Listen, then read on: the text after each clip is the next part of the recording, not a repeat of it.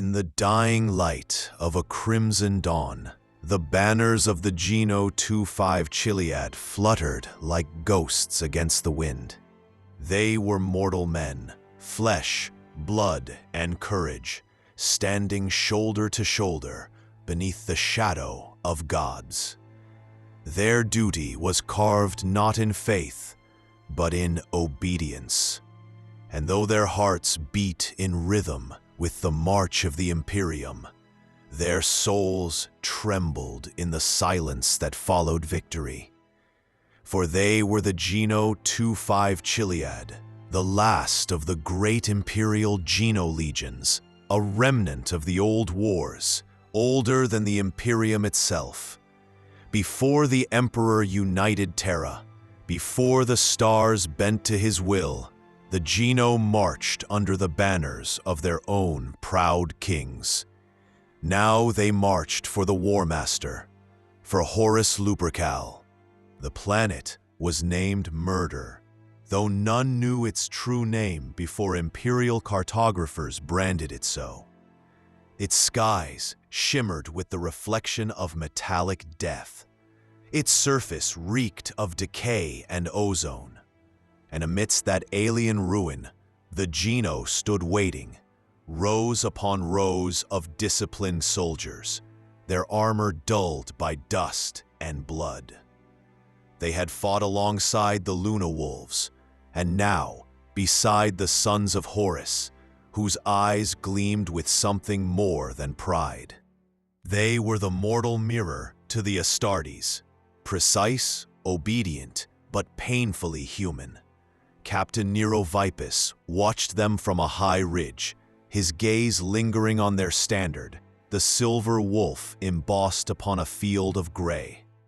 He had fought with them before and respected them deeply. Unlike the Remembrancers, who painted glory where none existed, Vipus saw truth in their weariness, and truth had a bitter taste.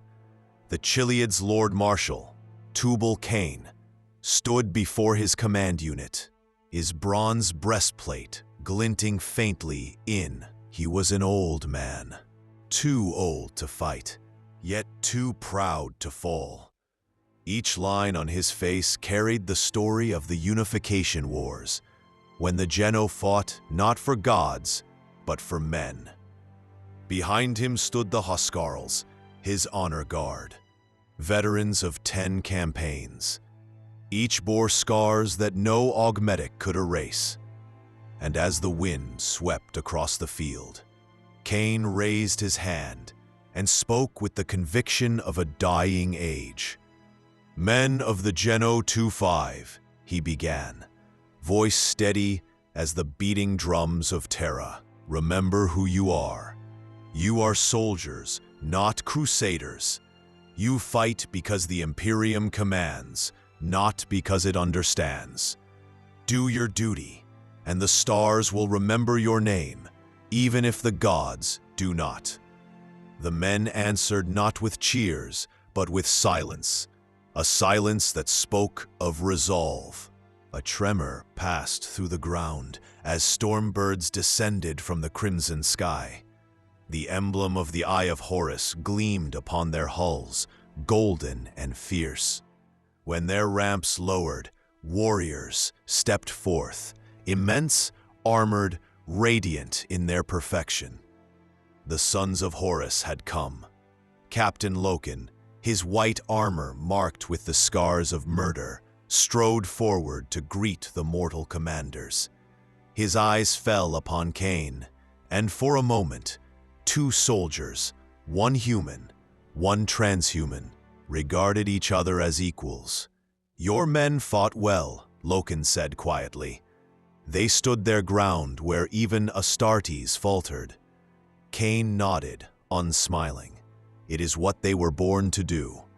But in that brief exchange, something passed between them, mutual respect and a shared understanding that their worlds could never truly meet.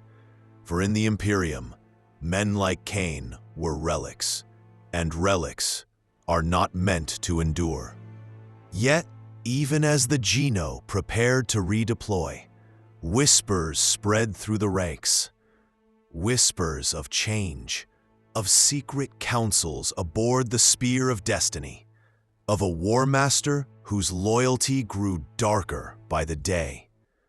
Loken heard them. So did Vipus. And though neither dared speak them aloud, both men knew something had shifted within the heart of the Imperium. The Geno were loyal, but their loyalty was built on trust. And trust, like flesh, could rot. As night fell, the Geno camps flickered with dim firelight. Men sang old Terran songs, low and mournful.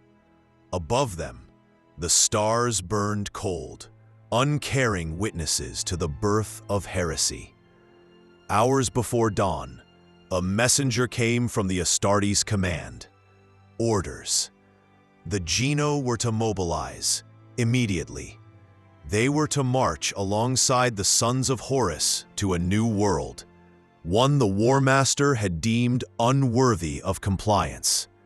A world that would soon know the fury of orbital fire and mortal blood. Lord Marshal Cain accepted the orders without question. He had seen too much to question the will of gods. But deep within his heart, something uneasy stirred. A whisper that the age of men was dying, and that they were the last candle before the dark. As the sun rose over murder, the Geno Twa-Five Chiliad began their march. A sea of gray uniforms beneath a sky of iron. Each step echoed across the ruins of 1,000 forgotten wars. Loken and Vipus watched them go. Their kind won the Imperium, Vipus said softly. And yet, they will be the first to be forgotten.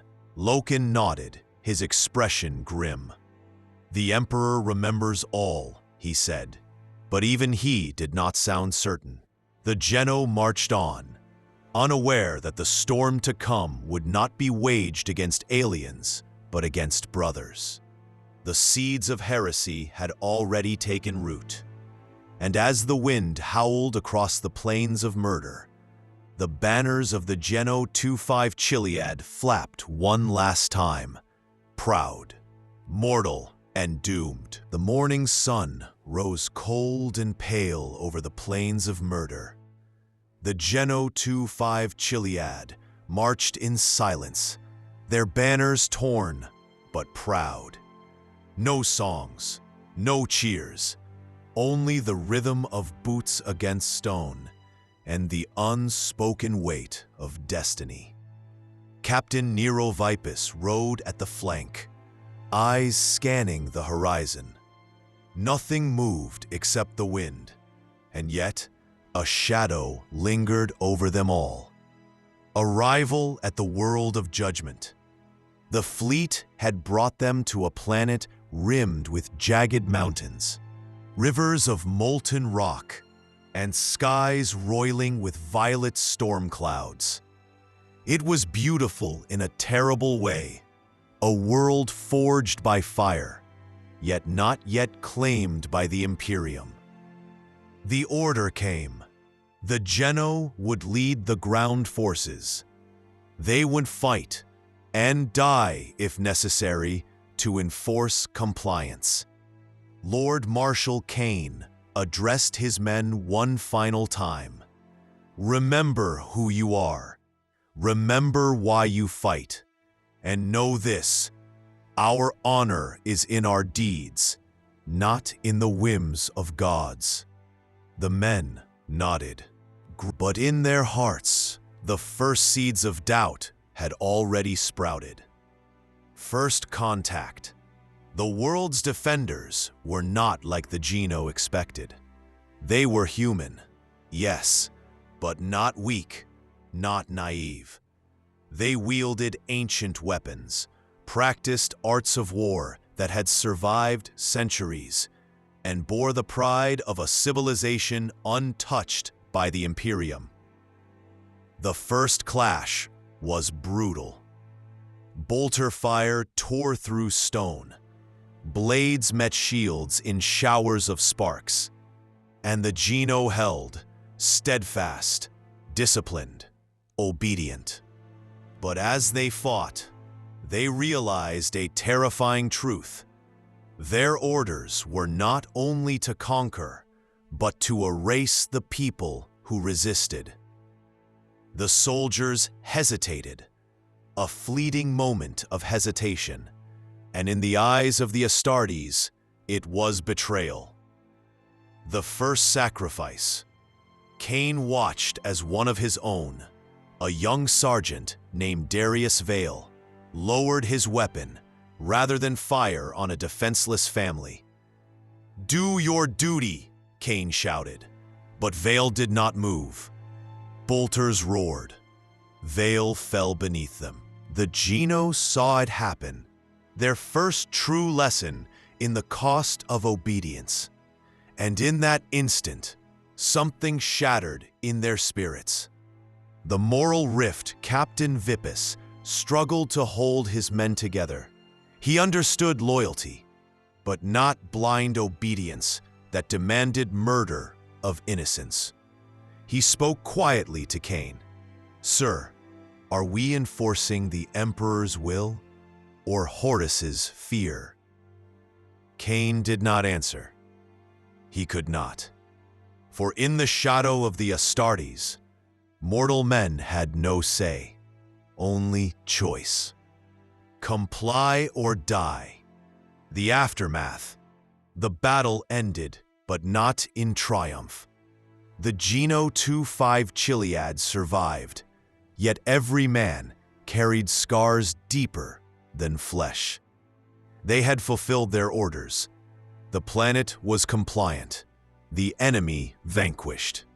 Yet in the silent moments between fire and marching, they grieved.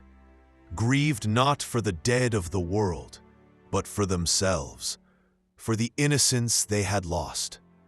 Loken observed them quietly as the survivors tended to the wounded and mourned the fallen. "Their loyalty is iron," he murmured, "but their hearts are still human." Cain, standing beside Vippus, gazed at the smoldering cities. The fire reflected in his eyes, not triumph, but sorrow. "This is the price of obedience," he said softly, "and we have paid it in full." Legacy of the Geno. As the Geno Twa-Five Chiliad prepared to return to the fleet, the banners they carried were still raised high. To the Imperium, they were heroes. To Horus, they were soldiers. But to themselves, they were something else entirely. Witnesses to the cost of loyalty, the weight of destiny, and the fragility of human honor in a galaxy ruled by gods and monsters. And in the quiet of the night, when the stars shone cold and indifferent, the Geno Twa-Five Chiliad knew one truth. They had fought, they had obeyed, and in doing so, they had become legends of sorrow.